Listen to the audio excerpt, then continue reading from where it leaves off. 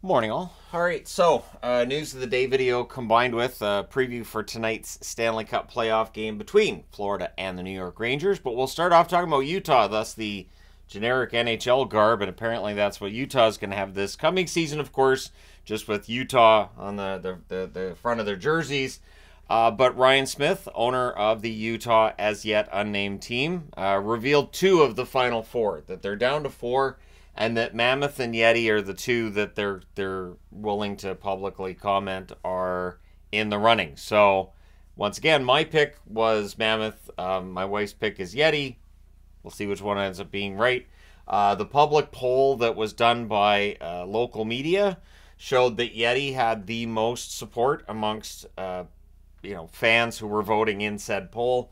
We'll see how things work with that final four, and if we're going to find out who all four are, or if they'll just announce the team name soon or when. But at any rate, so Utah won't have a name that first season technically, but maybe we'll find out what all four are that they're considering soon.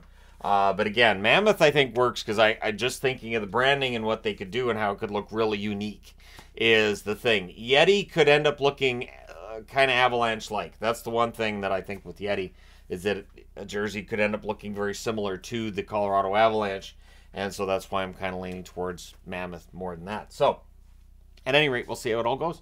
The Stars, of course, when they won at home, 3-1, their DJ played La Bamba, which of course is the winning song for the Edmonton Oilers. Not understanding the significance of that song and why it's become the celebratory song for the Edmonton Oilers after they win a game.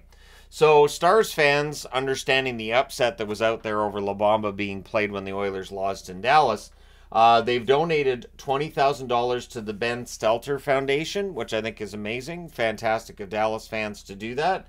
And shows that no matter what's going on in the playoffs, no matter how tribal we can be, there are still moments where you can pull back and say, hey, that was probably a line that maybe got crossed, probably shouldn't have been. Let's go ahead and rectify it. And I think fans did a good job here. So at any rate, that series is now tied. It's going back to Dallas tomorrow. We'll see what happens there. But good on Dallas fans for raising the money like that. So the first PWHL season was absolutely a success.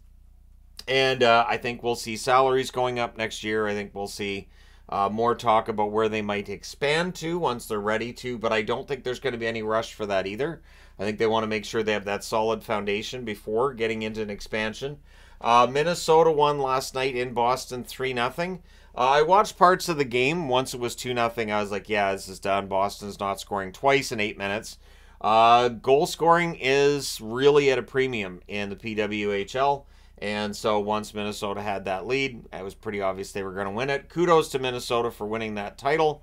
And who knows, maybe the Minnesota Wild, feel a little bit inspired by that. Or maybe one of the other Minnesota organizations is inspired by that. Hopefully this is a sign things can change for the state of Minnesota at least a little bit.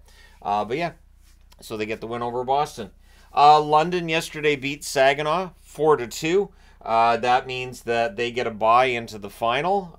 Cowan had 3 points. So if you're a Leafs fan wondering how Easton Cowan's doing at the Memorial Cup, he's doing pretty well. Moose Jaw plays Saginaw in the semi-final tomorrow/Friday. And that should be interesting because, of course, Moose Jaw lost to Saginaw during the round robin. They're going to have to win this one or their season is done. Of course, Drummondville fails to qualify for the semifinal by losing against Moose Jaw a couple of days back. So, yeah, London's got a really good chance of winning this Memorial Cup now. 8 Eastern, 5 Pacific start tonight for the National Hockey League's game, which is, of course, between Florida and the New York Rangers. The Rangers, the series is tied at 2. They're at home. They need this one. Whoever loses this game, very likely to lose the series. And if Florida loses this game, I think they have a better chance than if the Rangers lose this game. I think it's more important to the Rangers. You don't want to be going to Florida down 3-2 with them having a chance to wrap it up at home. So there's a lot of pressure on the Rangers in this. Barkov, 6 goals, 11 assists, 17 points, has been fantastic throughout. Tkachuk, 5 goals, 14 assists for 19 points, also has been fantastic throughout these playoffs. Gustav Forsling, 3 goals, 7 assists, 10 points. Bobrovsky, a .904 save percentage. Paul Maurice of the Florida Panthers saying, hey, this game's really important, And 48 hours from now, one of these teams is going to be looking to stave off elimination. So, yeah, that's how quickly these things go. On the Rangers side, Panarin, 4 goals, 10 assists, 14 points. They really need a goal from Panarin. They need him to up his production. Zibanejad just has 3 goals so far in these playoffs to go with 11 assists, 14 points. They need more from both, I think. Adam Fox has been playing well. It's been well documented that he's likely playing through injury. 7 assists for Fox so far in these playoffs. He's been playing pretty well. I think he's kind of due for a goal. Shesterkin, .925 save percentage for him. He's been excellent. And, yeah, he's going to have to probably steal one here tonight. But it should be interesting. Both series in the National Hockey League being tied at 2. And it's hard to pick a winner. But whoever wins Game 5 in each series has an excellent chance of coming out as the overall victor. We'll see if that is the case, though. Let me know your pick. Don't forget to let me know your thoughts on other items on the board as well. Hit like and subscribe if you haven't done so already. Thank you guys so much for all your support. The growth on the channel's been fantastic. I am humbled by the numbers I've been seeing on the channel lately. Thank you guys so much for that. I will talk to you again soon.